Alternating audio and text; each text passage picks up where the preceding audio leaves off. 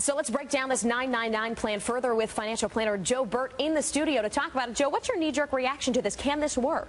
Sonny, my knee-jerk reaction is I like it. I like the simplicity of it. I like the idea that it's 9% on corporations, 9% on individuals, and a 9% sales tax. The good news is that it's easy to understand. The bad news is that going in, it won't raise as much revenue as we're currently getting. So how long would we be in that lull, in that period where perhaps would there be another huge recession? Well, it depends on the assumptions that you make about future growth. And this is the idea behind the whole plan. What we need to really do is change everything we're doing today. We need to look at it a different way. And if you look at this 999 plan, what I think it does, because of the simplicity, it brings encouragement back, if you will. It brings a whole other level of thinking and the way we do. You know, just take a corporation. If they're spending 35% corporate income tax today, and you tell them it's 9%, you look at an individual, the individual's trying to compute their taxes today, it's a nightmare. If we told you it's going to be a flat 9%, I think you'd have a whole different idea, a whole different feeling, if you will, in the economy.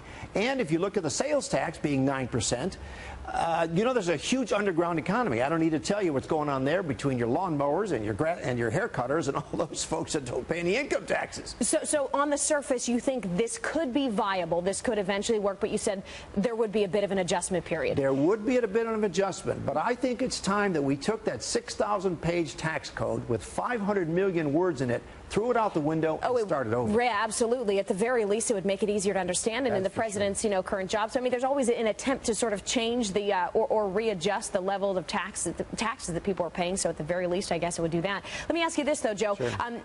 Great in concept, but what happens to the programs that depend, like you said, on that income of taxes to the federal government? Social Security is already up a creek. What are they going to do there? Well, that's a whole other issue. What we have to do, my personal feeling of Social Security, is get real about it, because people are living a lot longer than what they were projected to be living when Social Security started. We need to push the ages out, lock it in for those folks that are at or near retirement age. Don't change anything for them. But for the tail end of the baby boomers, your generation, you're going to have to wait a little bit longer. Joe, 5 seconds or less here. Do you see the American public ready to embrace a plan like this? I think they're open to new ideas, and I think that's what Herman Cain's all about. We appreciate you coming in. Financial planner pleasure. Joe Bert, thank you.